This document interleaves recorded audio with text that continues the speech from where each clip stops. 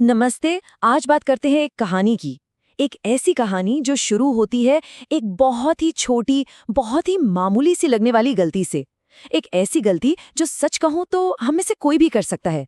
ये कहानी है बस एक सोशल मीडिया पोस्ट की और उसके इतने खतरनाक नतीजों की जिसके बारे में किसी ने सोचा भी नहीं होगा। तो चलिए मिलते हैं राहुल से। राहुल एक कॉलेज स्टूडेंट है और जैसा कि हम सब करते हैं, उसने भी अपनी खुशी अपने दोस्तों के साथ, परिवार के साथ बांटने का सोचा। भाई जन्मदिन का दिन था, ऊपर से एक नया फोन भी मिला था, तो जाहिर है एक्साइटमेंट में उसने ये पोस्ट कर दी। देखने में तो ये बिल्कुल नॉर्मल और इनोसेंट लगता है ना? लेकिन बस यहीं पर वो एक छोटी सी, लगभग ना दिखने वाली गलती हो गई।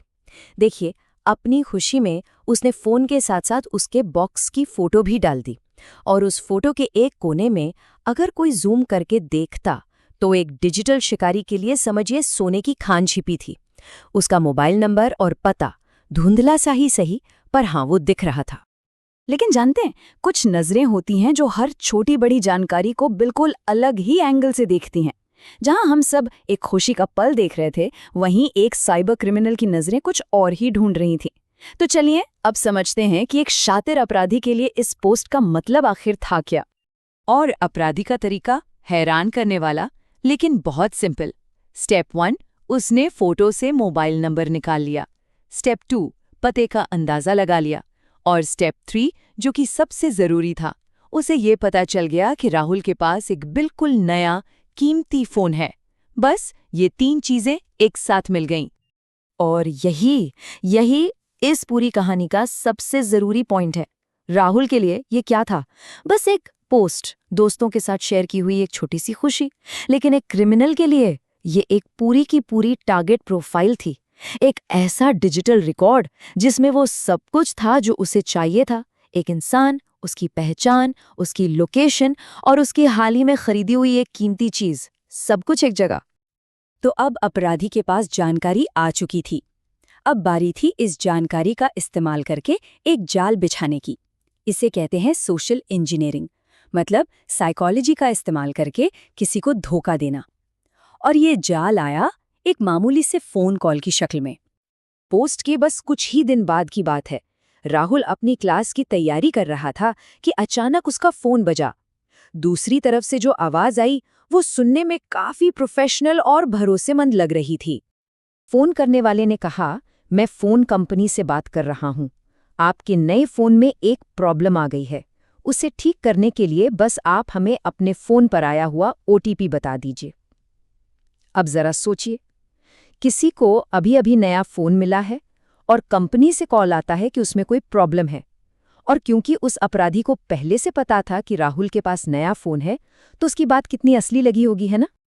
राहुल को लगा कि ये कॉल तो सच में कंपनी से ही है। अपने नए फोन को लेकर वो थोड़ा टेंशन में भी आ गया और बिना ज्यादा सोचे समझे उसने वो ओटीपी, मतलब वो वन टाइम पासवर्ड जो उसके सारे अकाउंट्स की चाबी था, शेयर कर दिया। और बस खेल खत्म, जाल कामयाब हो गया। वो एक ओटीपी शेयर करना राहुल की सबसे बड़ी भूल साबित हुई। इसके बाद जो हुआ उसकी तो उसने कभी कल्पना भी नहीं की होगी। तो अब आते हैं उस पल पर जब नुकसान का असली चेहरा सामने आया। सब कुछ बहुत तेजी से हुआ। जैसे ही ओटीपी शेयर हुआ, उसके बस कुछ ही मिनटों के अंदर राहुल के बैंक अकाउंट से सारे पैसे गायब, उसके सोशल मीडिया अकाउंट्स हैक, मतलब एक झटके में उसकी पूरी डिजिटल दुनिया तबाह हो गई। और तब जाकर राहुल को उस भयानक सच्चाई का एहसास हुआ। वो एक छोटी सी जानकारी जिसे उसने बस मजे मजे में सबके साथ शेयर किया था, वही उसके इतने बड़े नुकसान का कारण बन गई। सोचिए, एक फोटो, एक फोन नंबर और एक पता, बस इतना ही काफी था। देखिए, राहुल की ये कहानी हम में से किसी की भी साथ हो सकती है, लेकिन ये हम सबके लिए एक बहुत बड़ी सीख भी है। तो चलिए अब इस कहानी के सबसे जरूरी हिस्से पर चलते हैं, वो सबक जो हमें इस ऑनलाइन दुनिया में सेफ रहने में मदद करेंगे। हमें ये समझना होगा कि जिसे हम मामूली या साधारण जानकारी समझते हैं, जैसे अपना फ़ोन नंबर, एड्रेस या जन्मदिन, वही साइबर क्रिमिनल्स के लिए एक हथियार बन सकती है।